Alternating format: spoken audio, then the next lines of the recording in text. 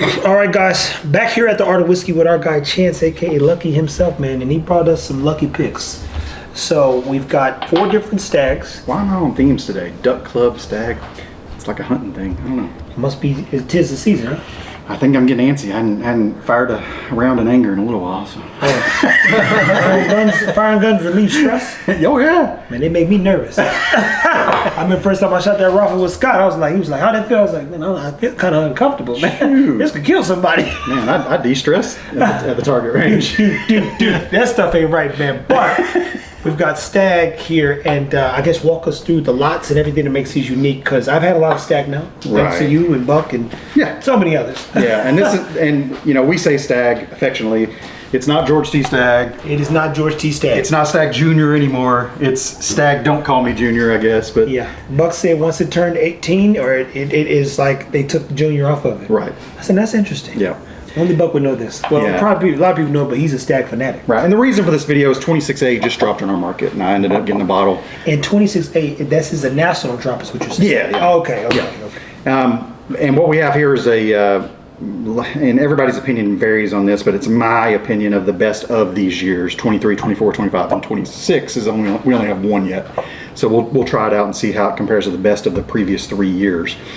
Stagg usually drops 3 to 4 bottles per year.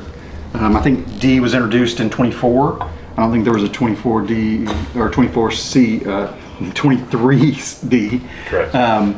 So 3 to 4 varietals per year. They're all 7. I've heard 7 to 11 years basically. Mash Bill 2, Buffalo Trace. And some of these, I think you had that store pick that was 138. That crazy thing that tasted sweet at 138. Yeah, this is one that Buck brought? What that I got. Yeah. Okay, the look. Texas Select. I get lost in the whiskey sometimes, guys. I mean, I drink a lot of whiskey. I drink a lot of whiskey, unfortunately.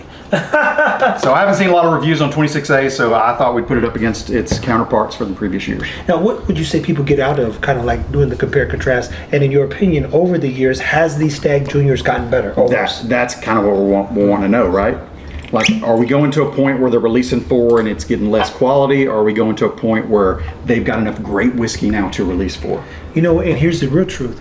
They gonna release another one. They gonna buy just to see either way it goes. Yeah, they got such a brand. They're like this. Damn, that new Stagg drops. Oh, every Stagg's gonna sell out. There's no doubt. I mean, it's allocated and it's crazy. I mean, if you see it on the shelf, get it. But it's one of those things where there's always one that stands out over the years. They like this. Yeah, answer all those questions. Take this right now, $400. I will tell you this though, and I'm happy about it, that the secondary price on Stagg has really dropped in this market. And when you say, well, so what's the top secondary price normally for Stagg versus what's... It used to be $300. Oh. Like a year ago, it was $300. Oh. And now you can get these for $125, $150 on secondary, and these are like $89 MSRP, so that's not too bad. $125 of these? Yeah. See, that's a blendery bottle. I could survive that. Exactly. Feasible, man. So, but I would only do the ones that got over 120 plus proof. I got to be honest with you. So I know I'm sure most of them have that. it's too early with only one release for 26, but you mentioned the previous 3 years. The best of those years just happens to be the last release. Is there anything in particular about those? For me, I am partial to that fall bottling. I think that's when barrels are the best at Buffalo Trace.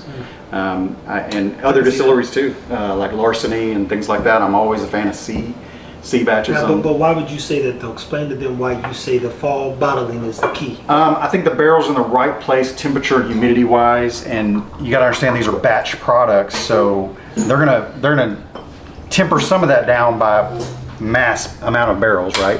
But I do think the individual characteristics stand out during that weather time in Kentucky. Well, you have it. Now, guys, remember that if you have a 10-year-old whiskey, it's going through 40 seasons. And of those 40 seasons, it went through winter, summer, spring, and fall. So I love science. So when Chance is saying, hey, you know, when whiskey gets hot, it expands. And when it gets cool, it retracts. And as it retracts, just like food, when muscle meat gets like this, it's like you either cook the right flavors or it's dry. In this particular case, the whiskey in the fall relaxes most, and it cooked all summer if it had a good summer. Yep. So that might be peak time, especially because this is what, normally 6 years? Yeah, a 5 to 7, average. So 7 years of contracting is literally muscles. All they do is stretch and contract. Myosin and actin, for those that don't know, you can look at those terms, all your body's made up of, muscle-wise. But point is I like that theory because I would presume the same thing, especially coming off like a good winter.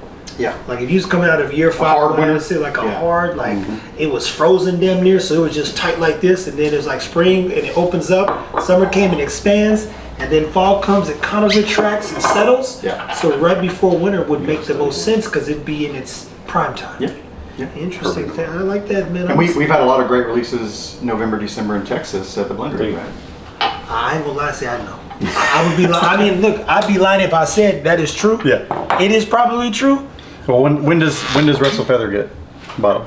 It depends. That's just this time of year, though. Yeah, it's usually October, November. Yeah, but that's my point. He only does it during the holiday season because There's a reason he picked that, I think. Well, I haven't asked that, so we have to do a video on it. Yeah, We should yeah. ask that. And keep in mind, guys, at the Blendery, I have videos they've still never seen. Yeah. And so I drink everything in a day that ain't even coming out for weeks and sometimes months. How's he trying to That's my distract point. me on camera on that? So even remember we was in Missouri and somebody's like, Russell Stover's. I was like, yeah, that's at my house. They were like, really? I was like, bruh, I take a picture of Caesar. I was like, I've been had that for like 2 months. It happens, man. So what are we looking for in the next stag?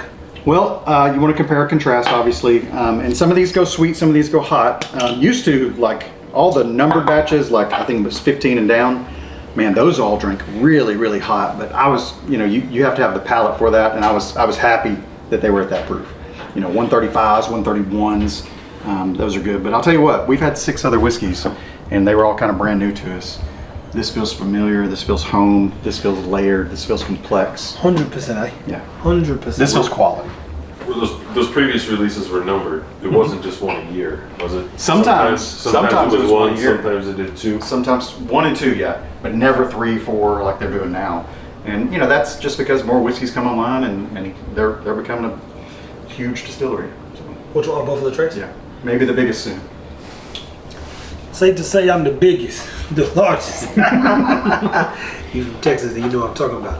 Now, So 23 to 24. and then You've had this, both.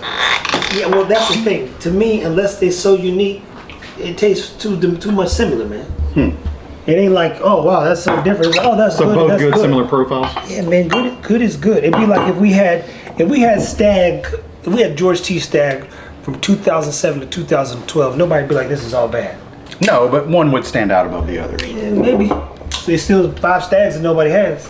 Well, somebody got them. Yeah. But you'd be like, yeah, this is all good. Who complaining about having 5 Corvettes or 5 Ferraris and you're like, oh man, this is 2007. My insurance. That will be the complaint.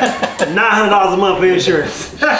But that just goes to show you, like, we're comparing and contrasting a lot of times great and better and good and amazing, immaculate. You can't get it. Like Sometimes just degrees of great, right? yeah, you like when he Yeah. brings it when we were drinking what we finished with the other day with Buck, the William Haverhill 19. Oh, we had George T. Stagg, and then what else do we have in that same lineup? I had cheesy go full. That's my point. You keep going down the line, you go, where's the bad in this? This is unfair. I mean to you guys, but not us. So this is good. I don't know, how do you make this better? I guess that's the question. I'm 23 over 24, so that at this point this would worry me, right?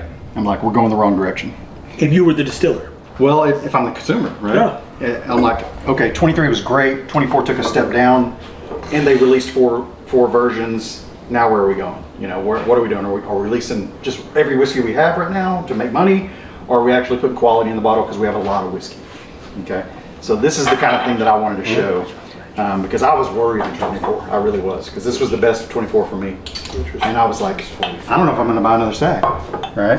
And then 25D came out. Nope, 25. That's where they got you look. It's like, I'm gonna buy the Don't put that cap on. I don't know if I'm gonna buy the next Stagg, but to be sure that I'm not going to buy it, I need to buy it just to compare. But you know what? it. I didn't. I did not buy any Stagg until they were all out, and I had a chance to try all 4 and determine which one was the best one, and that's the one I bought 3 of. That was this one? Okay, so they still got you. Some way or another, they roped you back in. Like, I got you. But to me, I think it went up. I don't know if it was 23 because I don't think I've actually ever done 25 versus 23. So that's going to be interesting. Fresh on the palate. Yeah. That one is different. So they said 25D is off profile for Stagg. Yeah. And like if I go and do a barrel pick, I usually pick off profile because I don't want you to taste something you've always tasted. I want you to taste something that's good and different. I concur. I would concur there. Okay. Yes, it's a lot different. So that one went I did it more. that way. That one went darker, more wood, more cinnamon. Yeah, there we go. That cinnamon drying out the top front part of my tongue. Yeah, and honestly, like it is off Stinging a little bit too. for Stagg, but it's still good to me. I like No, that. I would drink that over a lot of things that I've had, to say the least. Yeah. Interesting. Now 23 versus 25, we're gonna have to do that later, but we ain't got time to go back. Hey, not at all, man. But listen, guys, if you're a Stagg fan, or you're a Stagg person, or you just know that you like Stagg, whether it's I won't say middle of the road, but like if it's Stagg and you like it, buy it, man. One thing I've learned from these guys, especially ones that got an excessive amount of bottles, is if you buy what you like early, you'll always have what you need. Are you wrapping this up? Are you gonna leave them hanging on 26? Yeah, they gotta watch the show. so, but I would say I've learned that, I do like Stagg. I like Buffalo Trace. Clearly, I like William LaRue Wellers. I like the good stuff. Yeah. I've always been a sadiddy son of a bitch when it comes to good food and other good things. So I'm like, I ain't gonna pretend like I ain't Never supposed heard to- that. Yeah. I'm like this. Give me the good shit. Stop playing. So we're not gonna argue about the. I ain't bougie, but Hey. I'm bougie. The only thing I don't got is a hat with a feather in it. Then you know. What's with that feather in his hat? That isn't. But I would tell you, such great pours. We're going to talk about this one in the shorts. If you're interested in Stagg, hopefully you learned something. But even more importantly, thank you for sharing because this was good. What are you guys' thoughts? Any closing thoughts? Jack, you can try these? I have not. Try something.